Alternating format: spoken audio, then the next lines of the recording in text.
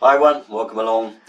Seems a few of you are interested in the multi-fuel burner and how to actually clean the flue, i.e. the chimney. And to that end I'm going to show you how to use these rods here that I've purchased some years back and show you how easy it is to do it yourself. The first thing with this sort of thing, obviously open the door and we're going to lift the door off. It comes clean away like that. That's it out the way then, straight away. There's a bit of debris in there, a bit of ash from last time, a tiny bit. I'm not worried about that because we're going to get a lot of soot come down now on top of it, or a fine layer anyway. I only did it last year, so it shouldn't be too much, but it's a good job to sweep these once a year and you feel nice and confident you're going through the winter with a clean chimney. Here's our ash pan, a little bit of ash still in there where we've moved things around a bit, and leave it there. If it drops through, gets through there, we can collect it in the ash pan and take it away, but there shouldn't be that much. Now we're shining up here to show the register plate up here that's got to come out of the way so that we can get the rods up the flue. Okay, so it kind of lifts out like that, so you can find a bit of soot behind the back here. A mess, brush it all off into the fire, and not too much of it comes out then, and that's it out of the way. Now you should be able to see right up the flue there that it's nice and clear, ready to get the brushes up. So I have the rods out of the packet. Here is our cleaning brush. I think it's going to go up the chimney. In our case it's a stainless steel Copex flue liner, but it still do a brick chimney as well. Now these rods have got locking stays on them, little pins like this, you see that? And this is how this thing locks together and doesn't undo why it's going up the chimney, because the last thing we'd want is a load of rods stuck up your chimney with this up there, because it would be a very difficult job getting it out. So with much success these have been so far. The only thing that can happen is these get a bit stiff sometimes.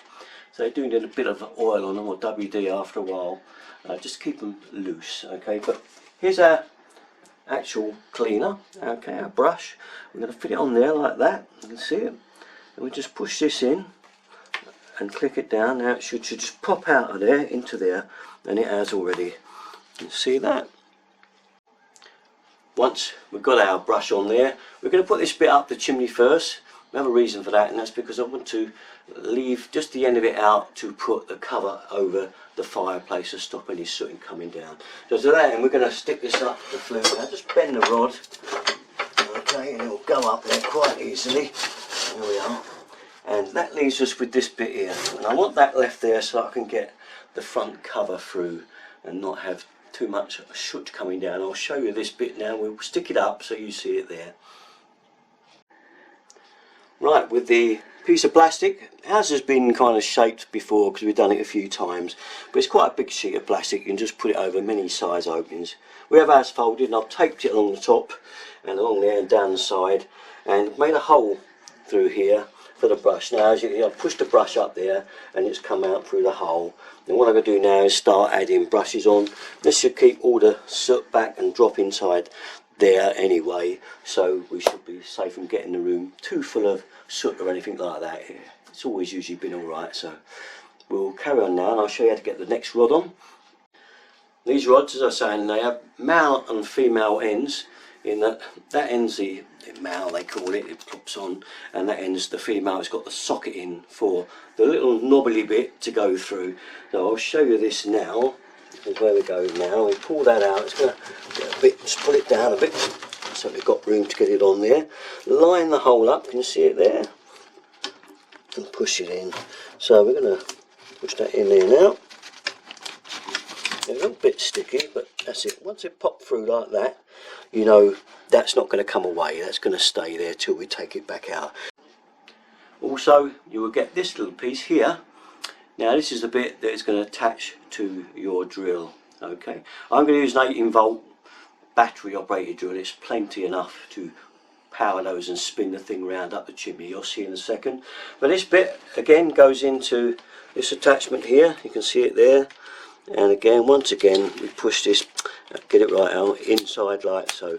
That's it. It pops in. You can hear it click, and now we're ready to put the drill onto our chuck piece there. Ready for our drill. This is mine. Nice battery operated drill. We're going to put this in the chuck. Okay, once it's in there, tighten your chuck up like so. That's tight. We're ready to push the first lot up the chimney and spin it at the same time. So you'll see this spin round now as I pull the trigger. Up to go. And that's the first bit done. So next we undo the thing, take the chuck off, pull it back out and get the next one on. So that's it. We're ready for the next rod.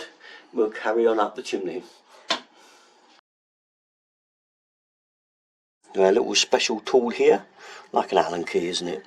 And it fits into the little square inside there. It's like a screwdriver piece. So let's push that in there, push it in, and then I know you can't see it, but pull it out because my hands are in the way. And that's how easy it is to keep chopping the rods up. So once that's like that, we get our next rod and doing like we did last time. Same thing again. Line it up.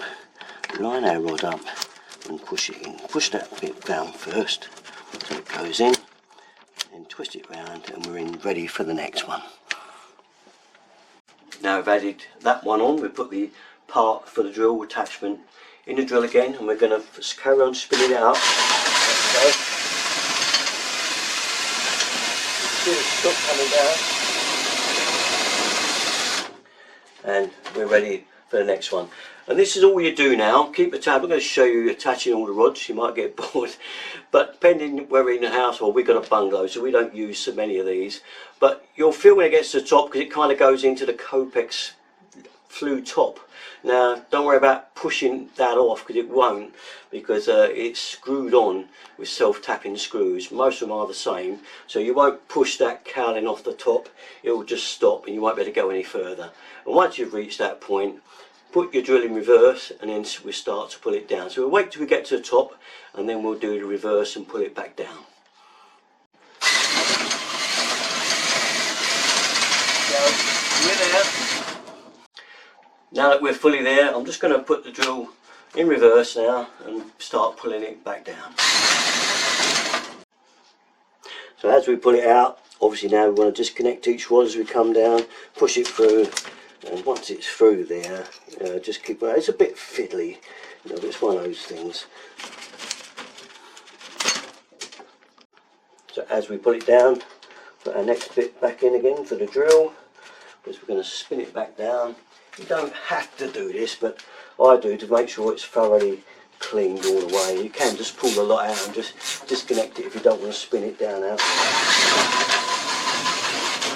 Like so. Mo is bored by the whole proceedings. Now we're down to the brush. There it is there. Obviously now we've got to take our surround off, but at least all the soot that's come down is down. So take this off now and then we can take the last cleaning brush off and clean up the mess. When we're on our last rod with the brush on it, obviously now we've got to say take this off. So when you get to that stage, it's time to take all this away, which I'm going to do now. I won't bore you, and we'll get the last one off. There we are, back to there, so we can get our brush out of there and basically pull it back out of the hole. Now all we've got to do is just get the last head off, clean all our rods up, and we're nearly there. Just before we do start clearing up, just show you how much soot has come down. There's a tray here, I believe. Feels like it, yeah. And there's our soot that's fell down in the tray. Quite a bit, quite a bit. I think we had a lot of fires last year, didn't we, in the evening? So yeah, I anticipate we'll do the same this year. So yeah, so that's what you're going to get. So that's why you've got to do it every year, really. Just one of the maintenance things you do get with a solid fuel. Well, this is a multi-stove, so I can burn coal or wood, although that mainly has been wood. Okay, once you've cleaned it all out, don't forget to put your plate back on, okay, back in the chimney there. I know you'll all have different types, I'm not going to bother showing you because they're all going to be different for whatever multi-fuel burner you've got, or whether you've got just a wood burner. They're all different, but I just got to slot it back in and then we can make the fire up. There we are, all ready and made up. ready for our first fire of the winter. But anyway, from me, that is really about it for this one. Derek and 33, all my stuff, you know where to go. Bye everyone.